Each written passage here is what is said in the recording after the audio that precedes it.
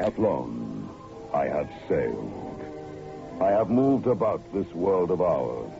And ever in search of the finest of its kind, we bring you the tops in spine chillers.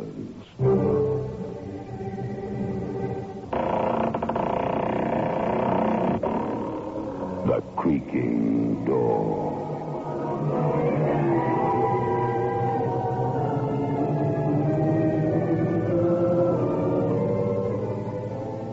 The manufacturers of State Express 3-5 Filter King cigarettes take pleasure in presenting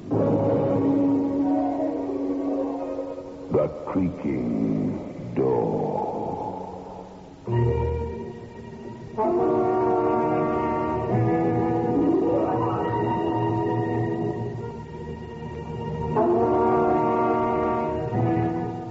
Good evening, friends of The Creaking Door. The Creaking Door is opening. So do come here. It won't take long, your visit. No more than half an hour. Of course, it may seem longer, but we promise to return you to where you're sitting now, intact. Except for your sanity.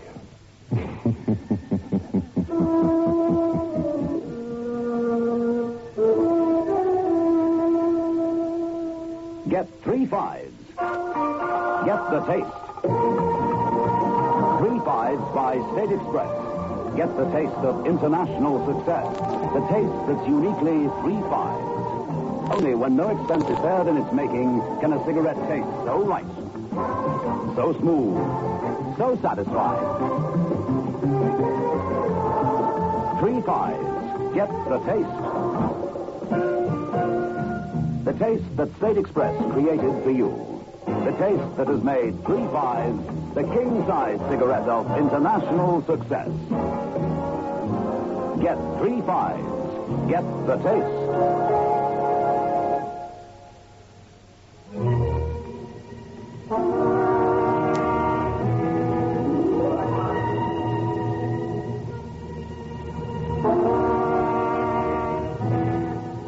The car battles forward over the rough coastal road against the elements of wind and rain. Shivering slightly, Sally Neville snuggles closer against her husband, as if seeking protection from the malignant forces of nature. Oh, it's all so frightening. Depends on the way you look at it. Some would regard those trees with their branches bending against the wind and the rain as a scene filled with dramatic grandeur. Oh, John, you're not writing one of your books now. I'm cold and I'm wet and I'm hungry. What a way to treat one's wife. Oh, I'm sorry, my sweet. The coast road looks so attractive on the map. John, I'm frightened. We could get into a skid or something and go hurtling down that cliff. All right, the next place we come to, we'll see if there's an hotel or something where we can stay the night. Oh, maybe, John. I don't feel like driving another 40-odd miles in this weather. Frankly, neither do I. Well, if you can find somewhere to stay, we'll telephone Jack and tell him to expect us sometime tomorrow. Yeah, it's difficult to see through the windscreen, but I think we're coming to some sort of habitation. Well, let's hope there's an hotel or something. Oh, look, there's a petrol pump. We'll inquire there. Looks like some sort of general store. Look further along, darling. There seems to be a cluster of buildings. Well, let's hope somebody can put us up.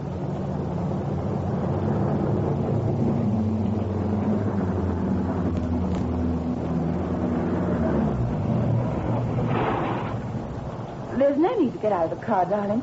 Just sound the hooter. No point in both of you getting wet. The place looks deserted. Oh, there must be somebody there. Oh, there's someone now. He's dressed as though he's going to man a lifeboat. I can't blame him in this weather. Yes, sir. Oh, fill her up, please. Yeah.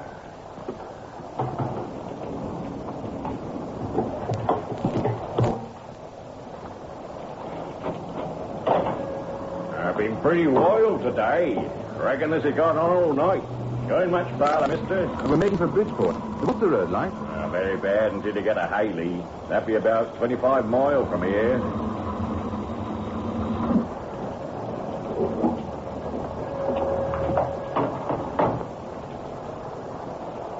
You be wanting anything else? Oh, no, thank you.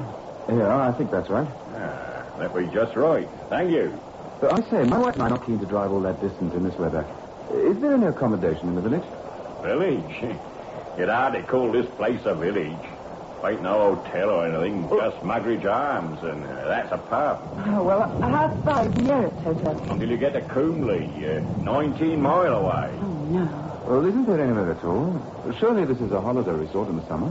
Not really. Some folks come fishing and the like. Well, there's Cliff Edge. That be let furnished like, but you wouldn't want to stay there. Oh, why? I'm sorry to keep you out in the rain, but... Don't worry about me. This sou'wester keeps me dry. I put you up myself, but we ain't got You no said more... there's a place called Cliff Edge? I take the sort of place I'd like to stay at. Not after what happened. What did happen? They found her, they did. Found her body on the rocks. They say she jumped out of a window. Who owns this furnished house? Oh, Joshua Marget. He's on his small holding, he does. You see it as you drive along the road, called Mogridge Farm, it be. It's just as you turn at the bend. You want to be careful at that bend in the road, only a few yards from the cliff edge. 200-foot drop it be. Thank you. We'll be careful. Well, now, mister, it ain't none of my business, but I'd drive on to Coomley if I were you. No good tempting your spirits now, is it? I suppose not. Well, thank you. Good night. Good night, you both. Good night. Hope you get fixed up all right. Oh, quite a character. If I put him in one of my books, I'd be accused of overwriting. What did he mean when he said no good gentleman? Oh, you know what these country folk in remote areas are like. I doubt if they see any strangers from one month to another. Oh, darling, you're going too far. I hardly see a thing. There's a sign saying dangerous bend. Careful, darling. I'll be careful. To think we left our warm beds. Oh, there we are, darling. Look, Margaret's Farm, it says. We'll be in front of a nice roaring fire in no time.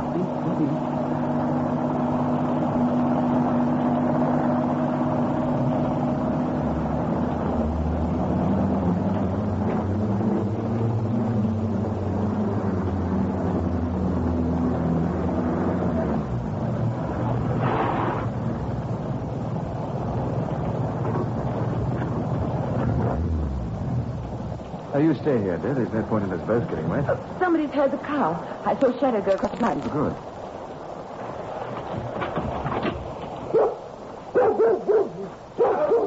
Down. All right, boy. Rufus doesn't like strangers. Boys coming in closer, you'd better stick to your business. Well, they told us at the petrol pump that you might be able to give us accommodation for the night. Accommodation here? He said something about a furnished house called Cliff Edge. I see. You've got someone with you in the car. Oh, yes, a young lady. Excuse me, most inhospitable. It's difficult to see in this rain. You stay where you are, and I'll get an umbrella. Work me up a little. Oh, well, looks as though our troubles are over. Perhaps we ought to drive on to Coomley. When will I ever understand them? Here am I trying to get us food, warmth, and shelter because you've complained of the cold, hunger, and rain, and now you've changed your mind. I can't help thinking of that man at the petrol pump. He suddenly had an odd expression on his face when he talked about this cliff edge or whatever it's called. And what did he mean when he said... Here we are. Don't mind Rufus. Now that his inspection is satisfactory, he'll go back to his kennel. He likes these storms no more than we do. Let me help you out, madam. Thank you. I'll come back for you, sir. I'll make a run for it.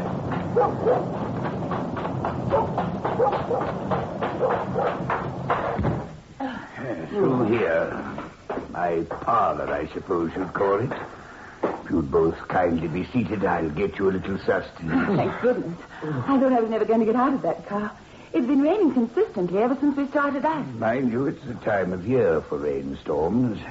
I'm afraid I've very little to offer you. Cup of tea, glass of wine. Oh, well, it's not imposing on you. I simply love a cuppa. Then tea it shall be. What about you, Mr. Neville, Don Neville. And this is my wife, Sally. You're Mr. Mogridge, I think it? That's right. Joshua Mogridge. Welcome to my humble home. As you can see, there's very little here. This shack and my few acres of vegetables. Different from the old days when my wife was alive. I'll go and get your tea. Oh, Mr. Marget, is that the kitchen through there? Couldn't I make the tea? Oh, it's very kind of you, but there's no electricity in these parts. Do you know how to use one of those newfangled gas cookers? Indeed I do. Oh, no, don't bother to get up. I'm sure I'll find everything, and you two can discuss terms. Charming young woman, Mr. Neville. Been married long? 6 years. Children? Unhappily, no. Well, you're both still young.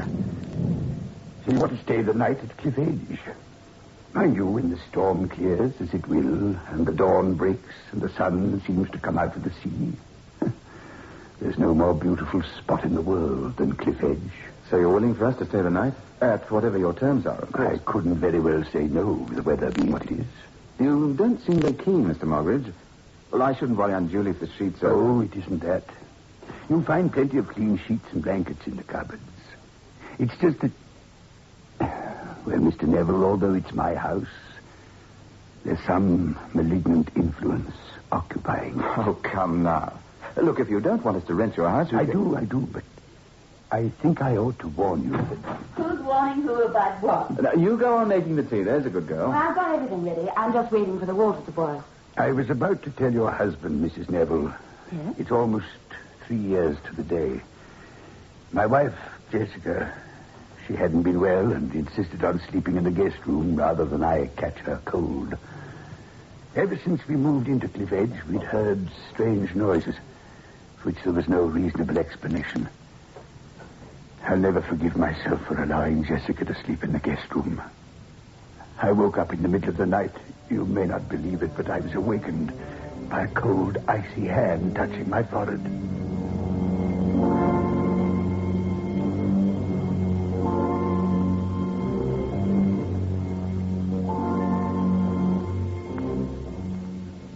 What was there? I must have been dreaming. No. Heaven preserve me. It can't be. Jessica. Oh, no.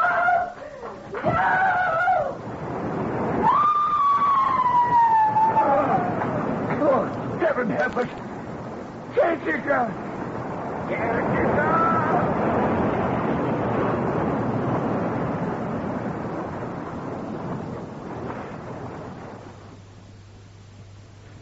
I suppose you both regard me as just a superstitious old man, but when I summoned assistance and we got to my wife, she'd hurled herself from the bedroom French window to the rocks below. I tell you, when I got to my wife, her dear dead face was staring up at the moon. The horror, the expression of terror. Something had so frightened her. Sorry. Foolish coroner, because my wife was given to nightmares. They brought in a verdict of death by misadventure. Said she did it in her sleep. Oh, good. There's a kettle boiling up. I'll make the tea. I'd rather you hadn't told that story. My wife is highly susceptible to suggestion when it comes to ghosts and things. And you, sir? I'm a writer. Good heavens, forgive me, John Neville, of course. Didn't you write The Temple of Reason? Yes, I did. I've read quite a few of your books. It's a pleasure to meet you, sir. Thank you. I wonder what Sally's doing with that tea. I think... You think what, my darling? I'll leave it unsaid now that you've been a good girl and brought the tea. Here, let me take it from you, Mrs. Neville. Thank you. I was just telling your husband how much I admire his books. So do I. Milk and sugar, Mr. Margaret? Just one lunch, thank you, and milk. He is a good writer, isn't he? Mind you, we shouldn't tell him that. He gets so conceited, don't you, darling? No chance with you around, you little monster. Here's your tea. Thank you. Ah, nectar of the gods. I think you'd better move on from here and not stay at Cliff Edge. Oh, dear. Just as I was beginning to feel snugly warm. Why do you say that, Mr. Margaret? My wife was not the only one who fled from some malignant force to her death.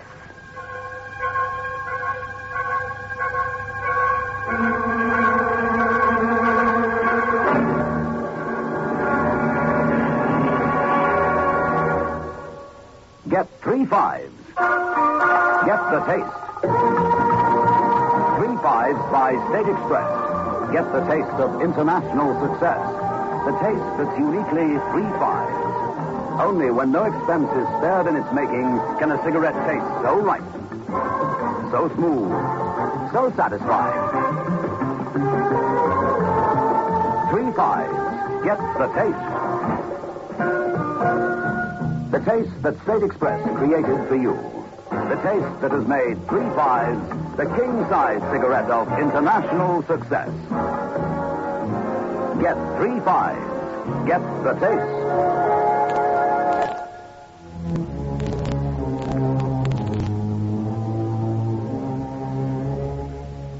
Well. I wonder what Mr. and Mrs. Neville will do now.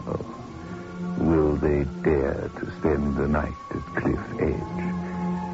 I suppose they will, if the spirit moves them. You say there was another death? Unhappily, yes. Until the night of my wife's death, I too scorned what I used to regard as the superstitious nonsense of the uneducated. Yet nothing would have persuaded me to spend another night under that roof.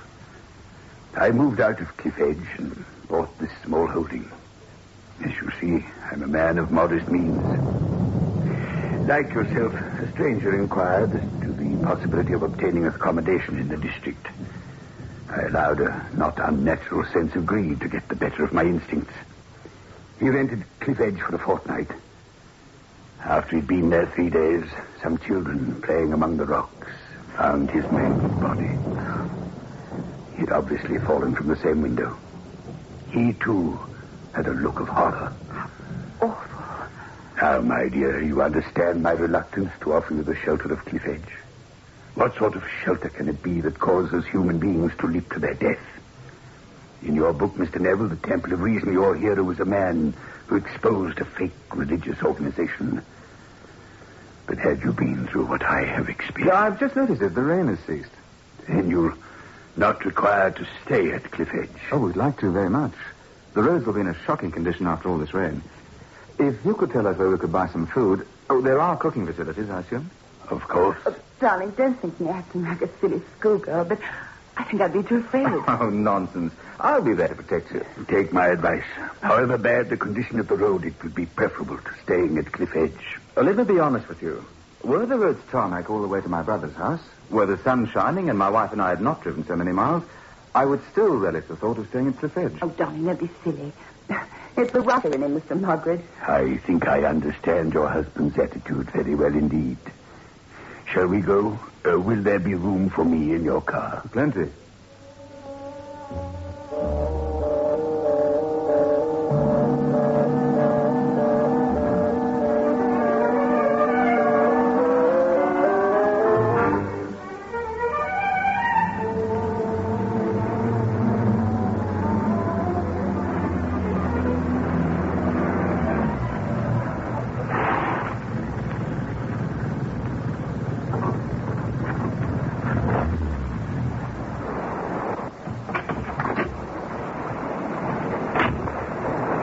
This is Cliff Edge. I wish you'd change your mind, John. Now, darling, you said yourself you didn't want to act like a silly schoolgirl. Out you get. Yeah, the rain has stopped. Everything's still so dark and bleak and desolate. That's because there's still heavy clouds about and the evening shadows are beginning to fall. Things will look much more cheerful when we've got a fire going and the lights are on. There's so much rust on the lock. It's difficult to open. That's got it. There you are. Oh, thank you. And thank you for letting us have the bacon and the eggs and the milk. You'll find tea and sugar in the canister. Oh, dash it, I forgot to phone Jack. Oh, there's no telephone here, I'm afraid. The nearest telephone is at the Marget Arms, about 2 miles on the road. My family owned all this land at one time. It was a rather reckless grandfather who more or less impoverished us all with his gambling. I know what I'll do, dear. Mm-hmm. As soon as you're snugly in bed, I'll go over to the Arms, telephone Jack, and fraternize with the locals. Ever the writer, Mr. Neville? Yes, Mr. Marget. A really professional writer never ceases to be anything else. Everything he sees and hears and does is stored away in his subconscious for future use. Oh, there he goes again, Mr. Marget, being all literary. If you don't mind, I'll leave you on the doorstep. I took a vow after my wife's death that I would never set foot in this place again, and I never will. Perfectly understandable. Well, I'll call in and see you tomorrow morning to settle up. Or would you rather... No. Tomorrow morning will do. You're still determined. I can't dissuade you. Good night, Mr. Marget. Good night to you. Oh, it's all so musty in here. Well, of course it is. It's been shut up for so long. It's warm enough to open the windows, so let's let some sanity and air into the place. Come on, love. In we go.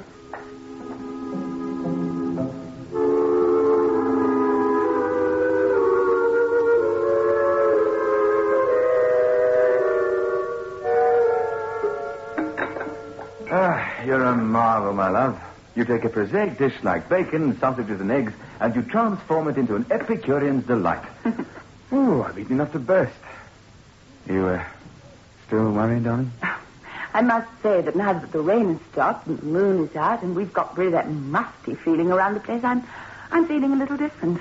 But still a little apprehensive. John, you may be scornful, but the fact remains that 2 people leapt to their death from this house. You feel safe and secure down here. You don't have a feeling that there are phantoms, poltergeists, malignant forces? Now stop teasing me. It was all so dark before, and that old man... A very interesting character, Mr. Marget. Once he heard that I was the author of The Temple of Reason, that I scoffed at the supernatural, he was pretending to dissuade me, to frighten us off. But in his eyes, there was a challenge. And you accepted the challenge. Yes, my love, I did. Are you sorry? Now that the lamps are lit and we're sitting in this cozy room with the fire shining brightly? You're right, darling, as usual. I really couldn't face the rest of that drive. Good, we've allayed your fears. There's only one more enemy to defeat. Stop writing a script. I'm trying to put at rest the mind of the woman I love. Come on, darling. Let's go and have a look at the bedroom. All right. Which one? Well, the main bedroom. The bedroom we're going to occupy. The one facing the sea. Come on. Oh, it's quite light now that the clouds have disappeared.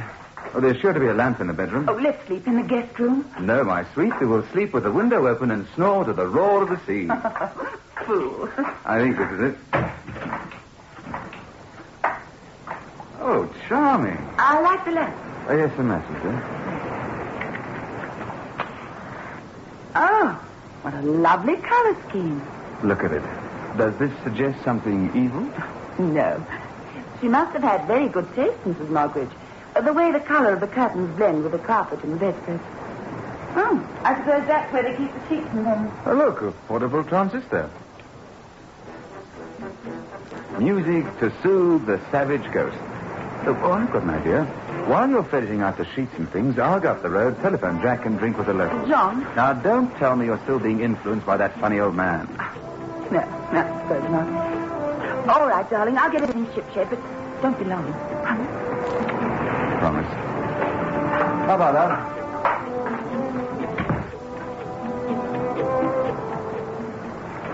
You have been listening to The Benny Morris Show. And now here is a summary of the programs you can hear.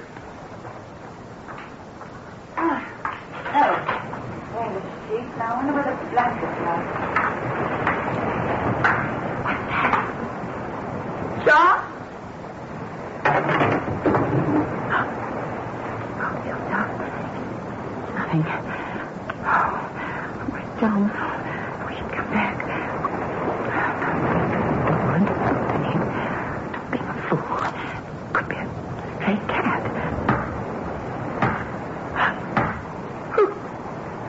Who is it?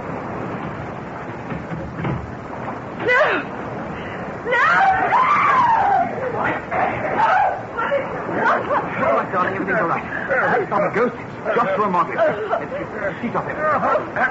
Now, don't move or I'll kill you as you killed your wife. It was totally a joke.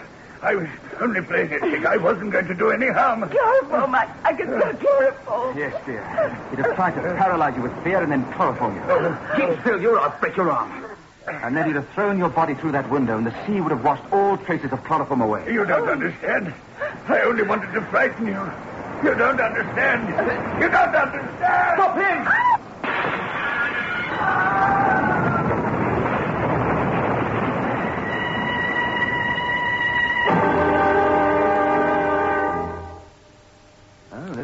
Sergeant. There's the cotton wool he soaked in chloroform. Of course, he was as mad as a March hare. I don't suppose he would have got away with the other two murders were he not a Moggridge and they gave him the benefit of the doubt. Perhaps it's just as well he died the same way as the others. And we might have been able to charge him with attempted assault, but we couldn't have proved he'd killed his wife or the man who took the house over. But he didn't mean to tackle both of you, sir, did he? No. I set him a trap, Sergeant. I told my wife in front of him that I would be going to the Moggridge Arms to telephone my brother. I knew that he'd be watching this house, waiting for me to leave. All I did was to walk down the road, nip behind a hedge, and came back into the house through the kitchen door. From then on, I watched every move. I'm sorry I let you get such a fright, darling. Well, sir, I'll get back to Coombe. I never was satisfied with the verdict of the inquest on Mrs. Moggridge or Mr. Burnside. What about you two? Will you stay here the night? Well, not us, Sergeant. We'll drive to Coombe, too. I wouldn't stay a night under this roof for all the tea and china. Why, I should think that would be my driver. Funny, no one here. Seagulls. At least I think that's what it is. Well, let's go before I go off my rocket, too.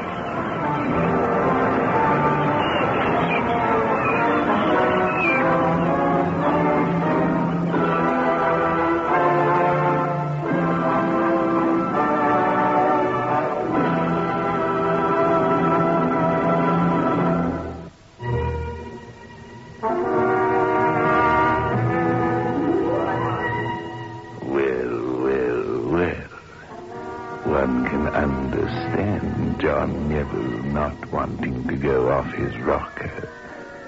After all that he and his wife have been through, their only hope for a good night's rest is to rocker themselves to sleep.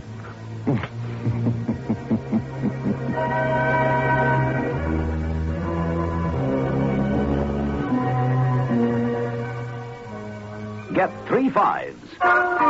Get the taste. 3 fives by State Express. Get the taste of international success. The taste that's uniquely 3 fives. Only when no expense is spared in its making can a cigarette taste so right, so smooth, so satisfying. 3 fives. Get the taste. The taste that State Express created for you. The taste that has made 3 fives the king-size cigarette of international success. Get 3 fives. Get the taste.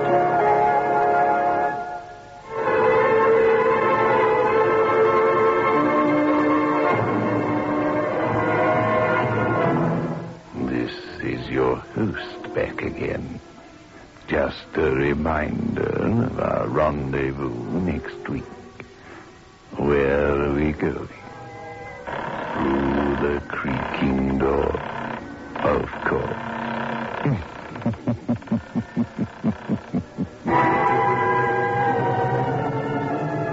The manufacturers of State Express 3 fives Filter King cigarettes invite you to listen next Saturday at 9 o'clock when they will again present